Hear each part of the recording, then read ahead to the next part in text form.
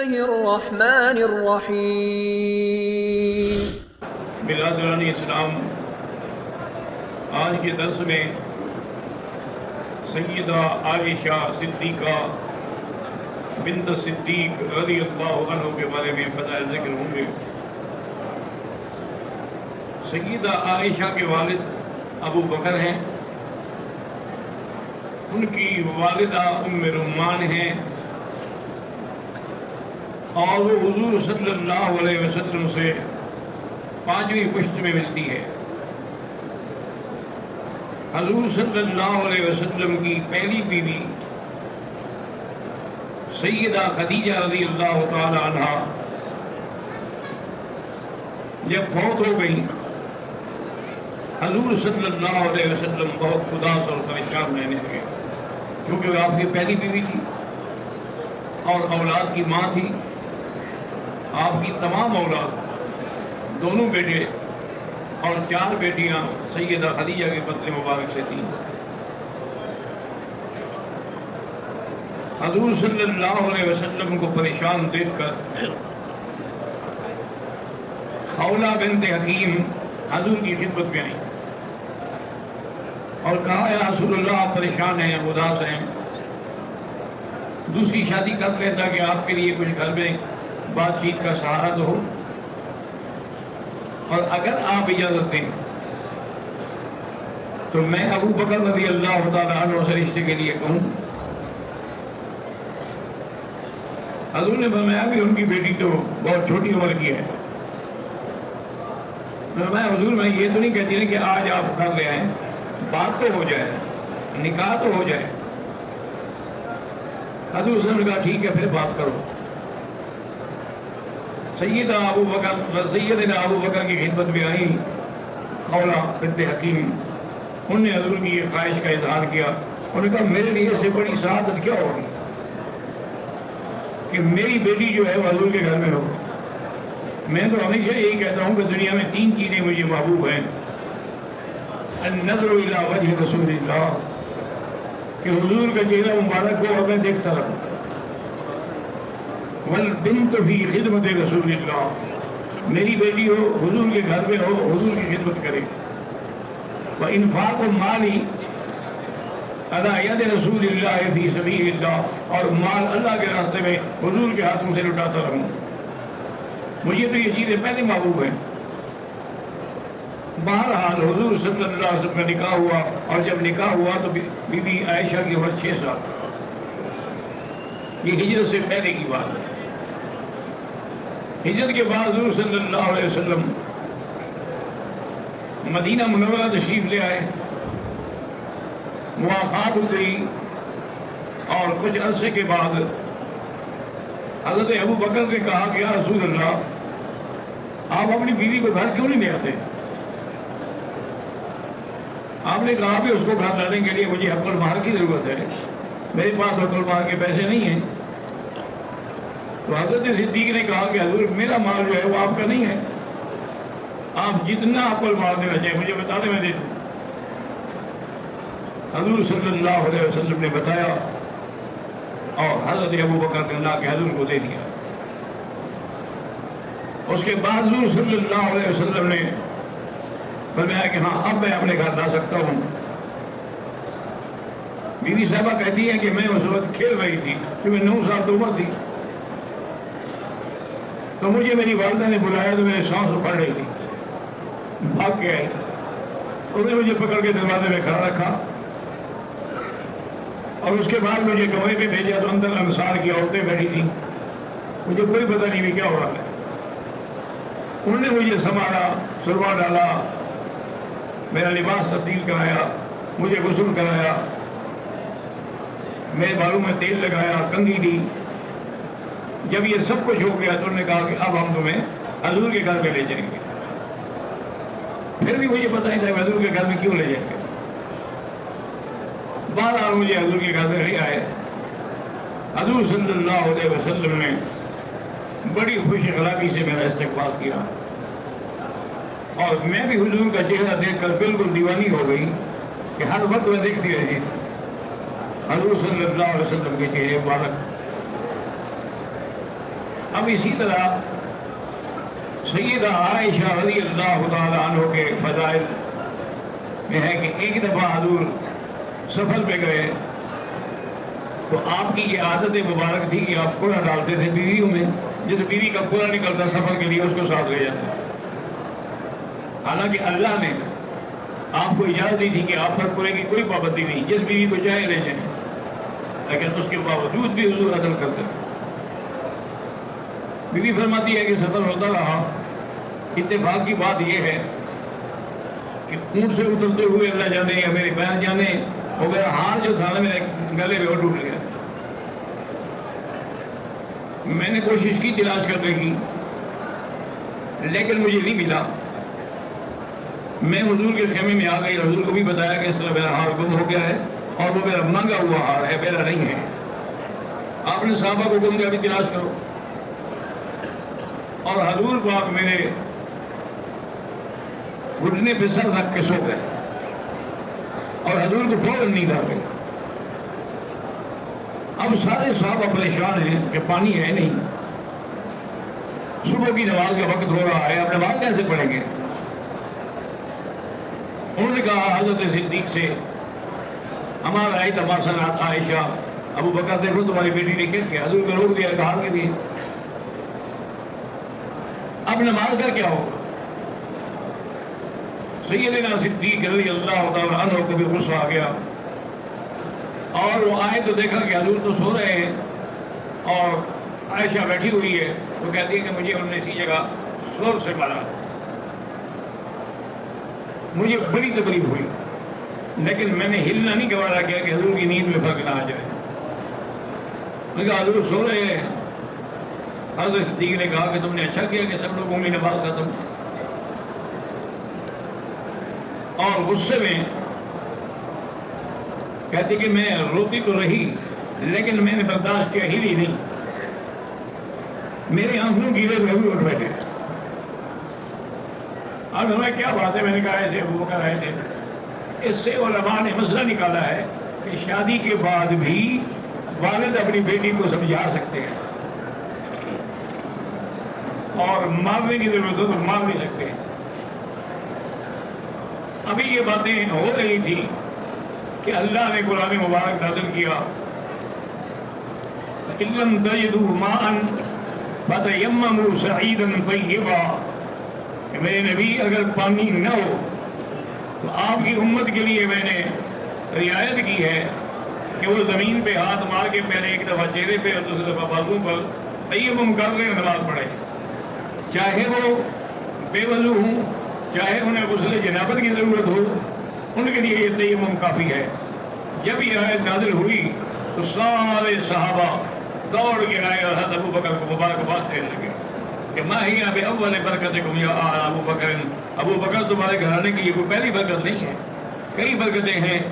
اور آج ہم تیری بیٹی کے بارے میں جو کہہ رہے تھے ہم ابھی جاتے ہیں، اس کی وجہ سے تو پوری امت قیامت تک چھوٹ گئی کہ اللہ نے حکم دے دیا کہ تیمم کرو.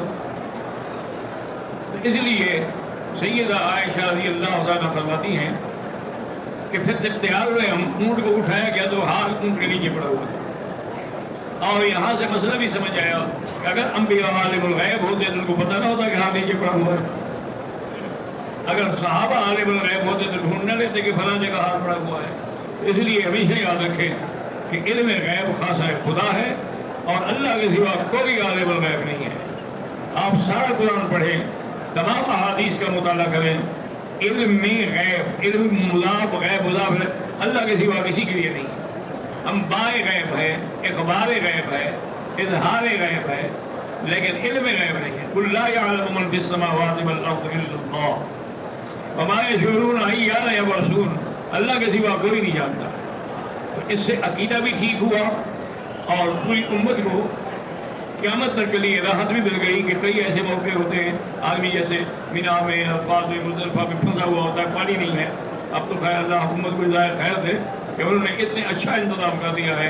عرفات میں حالانکہ صرف ایک دن رہنا ہے لیکن تمام جگہ پر ہر کیمپ کے اندر باقاعدہ مردانہ زنانہ وضو خانے بھی بنا دیے گئے، وضو کرنے کی جگہ بھی بنا دی گئی. اسی طرح مزدلفہ میں ایک رات ہوتی ہے، اس کے لیے بھی بڑے بڑے حمام بنا دیے گئے. تو اب تو تکلیف نہیں ہوتی، لیکن پہلے اگر پانی نہ ہو تو پھر بڑا مسئلہ ہو جاتا ہے۔ اس لیے سب نے حضرت ابوبکر صدیق کو مبارک دی۔ آپ سفر سے واپس آ گئے، دوسرے عرصے میں آپ نے ارادہ کیا، ایک جگہ ہے نجد کے علاقے میں، مریسی بنو مستلق والوں کا قبضہ ہے، اس پہ تیاری ہوئی، حضور پاک نے پھر قرآن ڈالا۔ اب اللہ کی شان یہ ہے کہ قرآن میرے نام نکلا، تو حضور مجھے لے کے سفر پہ چلے، تو سب کو پتہ تھا کہ وہ جگہ ایسی ہے کہ جگہ بڑی قیمتی ہے، لیکن وہاں جو لوگ ہیں وہ اتنے بہادر نہیں ہیں کہ مقابلہ کریں گے، اس لیے منافقین بھی ساتھ چل پڑے، عبداللہ ابن ابی اور اس کی جماعت بھی ساری ساتھ چل پڑی۔ اب وہاں گئے، وہ تو ان کو دیکھتے ہی بھاگ گئے، لہذا وہ جگہ تو ویسے بغیر لڑائی کے قبضے میں آ گئی۔ حضور صلی اللہ علیہ وسلم 2 دن آپ نے وہیں قیام فرمایا، اور تیسرے دن حضور نے فرمایا کہ اب صبح چلیں گے۔ آپ کی روانگی ہمیشہ صبح کو ہوتی تھی، شام کو آرام کیا جاتا تھا۔ بی بی عائشہ فرماتی ہے کہ میں اس قافلے کے کیمپ سے جگہ سے بہت دور پہاڑوں میں چلی گئی تاکہ میں اپنی حاجت پوری کر سکوں۔ وہ میں نے حاجت پوری کی، واپس آئی، جب اپنے کیمپ میں پہنچی میں نے دیکھا کہ تو میرے میں ہار ہی نہیں ہے، اس کا مطلب ہے کہ ہار ٹوٹ گیا۔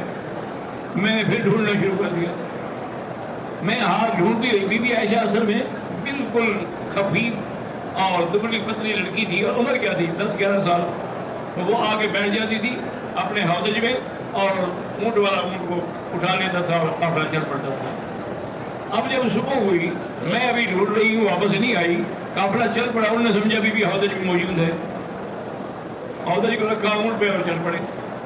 بی بی عائشہ فرماتی ہے کہ میں جب واپس اپنے مقام پہ پہنچی، مجھے ایک تو ہار ہی نہ ملا، اور دوسرا یہ ہے کہ قافلہ نکل گیا۔ اب میں کیا کروں؟ میں نے سوچا کہ اگر میں پیچھے دوڑوں تو اس ریتیلے علاقے میں کتنا میں دوڑوں گی، نتیجہ یہ نکلے گا کہ میں یہ جگہ بھی بھول جاؤں گی۔ اس لیے میں نے اللہ پہ بھروسہ کیا، اور ابھی رات کا کچھ حصہ باقی تھا، میں چادر لے کے اسی جگہ لیٹ گئی۔ میں نے کہا جب قافلہ اگلی منزل پہ رکے گا، میرا ہودج اتارا جائے گا اور میں اندر نہیں ہوں گی، تو لازم حضور اونٹ بھیجیں گے جو مجھے لے جائے گا، میں اگر چل پڑی تو نقصان ہو جائے گا۔ صفوان ابن معطل السلمی ایک صحابی تھے حضور کے، ان کی حضور نے ڈیوٹی لگائی تھی کہ تم ہمارے قافلے چلنے کے 3-4 گھنٹے بعد میں چلا کرو، تاکہ اگر اس جگہ پر کسی دوست کا کوئی سامان، کوئی چیز، کوئی کپڑا، کوئی اگر رہ گیا ہو تو وہ لے کے پھر تم آ جایا کرو۔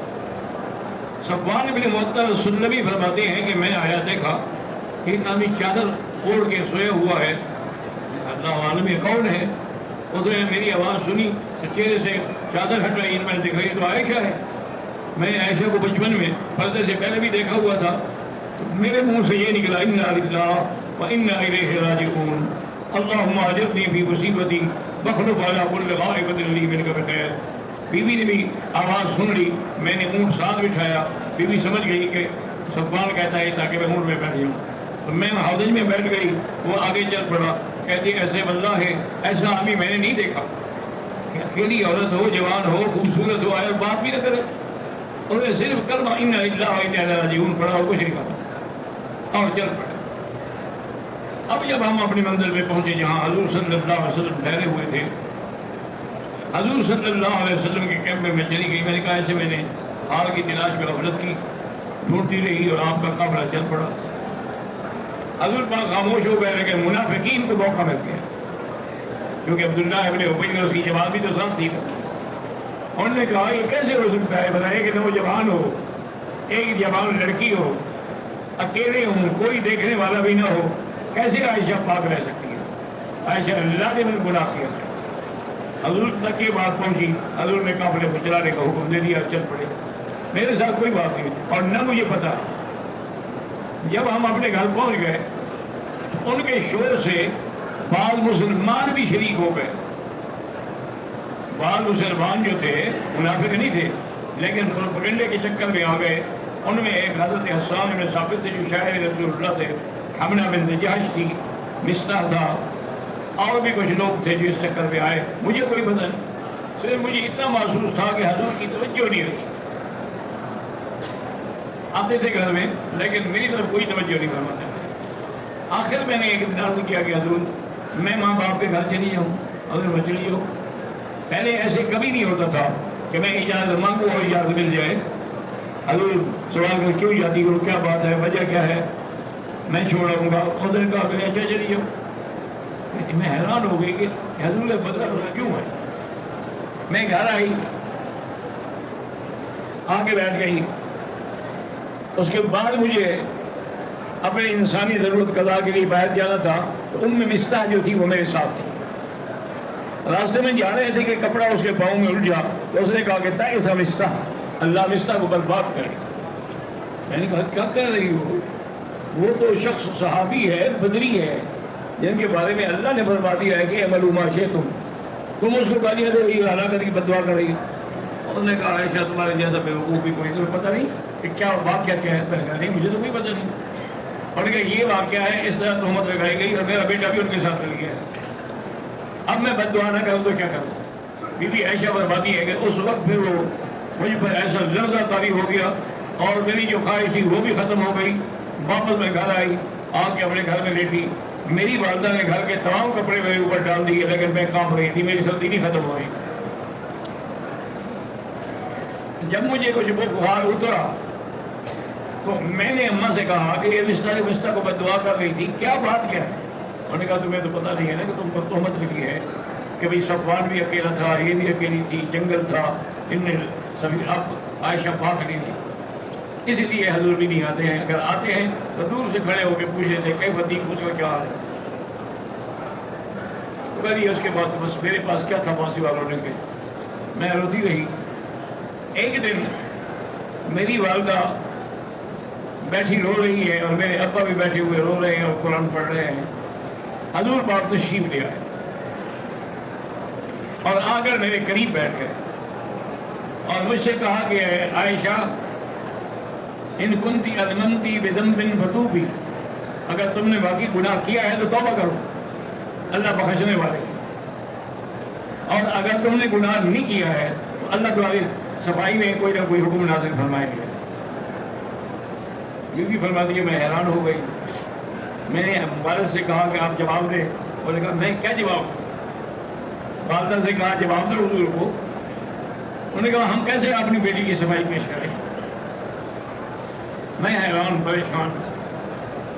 میں نے کہا کہ یا رسول اللہ، آج کل حالت یہ ہو گئی ہے، اگر میں نے کہا کہ میں نے برائی کی ہے تو آپ مان لیں گے، اور میں نے کہا کہ میں نے برائی نہیں کی ہے تو کوئی بھی نہیں مانے گا.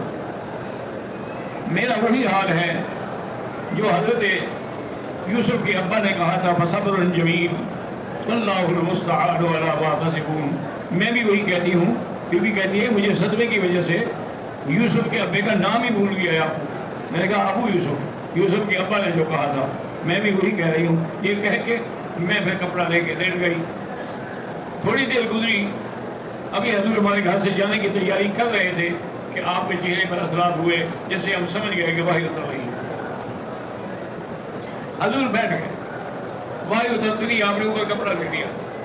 وہ کہتے کہ میرے ابا ایسے کانپ رہے تھے کہ خدا جانے کیا فیصلہ ہوتا ہے. میری والدہ بالکل تھر تھر کانپ رہی تھی اور خاموش. کافی دیر کے بعد حضور پاک نے اپنی چادر مبارک ہٹائی اور آپ نے فرمایا کہ مبشروں کی عائشہ ان اللہ قد طرح، کہ عائشہ تمہیں اللہ نے بری کر دیا ہے. اور حضرت ابو بکر سے بھی فرمایا کہ یا ابا بکر ان اللہ برا بنتک، اللہ نے آپ کی بیٹی کی برات نازل کر دی ہے اور 17 قرآن کی آیات ہیں جو قیامت تک پڑھی جائیں گی.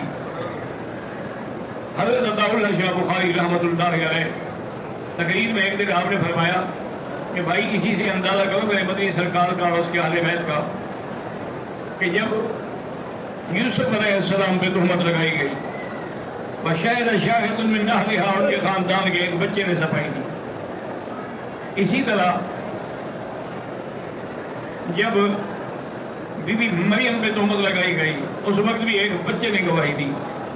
لیکن یہ مقام نبوت دیکھو، یہ میرے مدنی خاتم الانبیاء کی شان دیکھو کہ جب عائشہ کی باری آئی تو اللہ خود عرش سے صفائی دے رہے ہیں. لوگوں کی صفائی فرش سے ملی، میرے عائشہ کی صفائی جو ہے وہ عرش سے اتری اور 17 قرآن کی آیتیں جو قیامت تک پڑھی جائیں گی قرآن پڑھا جائے گا، مدرسوں میں بھی پڑھا جائے گا، میدانوں میں بھی پڑھا جائے گا، ہر عید پہ بھی پڑھا جائے گا، ہر نماز میں بھی پڑھا جائے گا۔ اس سے بڑا اعزاز اور کسی کا کیا ہو سکتا ہے؟ حضور صلی اللہ علیہ وسلم کو بی بی ام رومان نے یعنی عائشہ کی والدہ نے کہا قومی فقبلی ید رسول اللہ، اٹھو حضور کے ہاتھ میں بوسہ دو اور شکریہ ادا کرو، ان کی وجہ سے قرآن اترا ہے نا۔ اگر حضور اللہ ہوتا ہے ہمارے قرآن کہاں اترتا؟ انہوں نے کہا کہ میں نہیں شکریہ ادا کرتی حضور کا۔ حضرت ابو بکر نے کہا قومی فشکری، اور نے کہا میں بالکل شکریہ ادا نہیں کرتی، اشکر اللہ الذی بدا، اللہ کا شکر ادا کرو جس نے میری بیان کی۔ حضور نے تو مجھے نہیں مانا، 1 مہینے تک میں صرف بات ہی چھوڑ دی۔ اگر مجھے آپ پاک سمجھتے تھے تو آپ نے کیوں صفائیاں لینی شروع کی؟ کبھی حضرت علی سے پوچھ رہے ہیں، کبھی صحابہ سے پوچھ رہے ہیں، کبھی حضرت عمر سے پوچھ رہے ہیں، اور جب تک قرآن نہیں اترا حضور صلی اللہ علیہ وسلم نے مجھے مبارکباد دی، اس لیے میں حضور کا شکریہ نہیں کرتی، میں اللہ کا شکر کروں گی۔ انی احمد اللہ و اشکر اللہ الذی بدانی۔ اور میرا تو خیال یہ تھا کہ حضور کو خواب میں دکھا دیا جائے گا یا کوئی ایسی خبر کان میں ڈالے، یہ مجھے پتہ نہیں تھا کہ میرے نصیب میں قرآن کی 17 آیتیں اتریں گی اور قیامت تک وہ پڑھی جائیں گی۔ اللہ تبارک و تعالیٰ نے سیدہ عائشہ صدیقہ رضی اللہ تعالیٰ عنہ کا اتنا بڑا شان بنایا، اتنا بڑا مقام بنایا ہے کہ کوئی عورت اس کا مقابلہ نہیں کر سکتی۔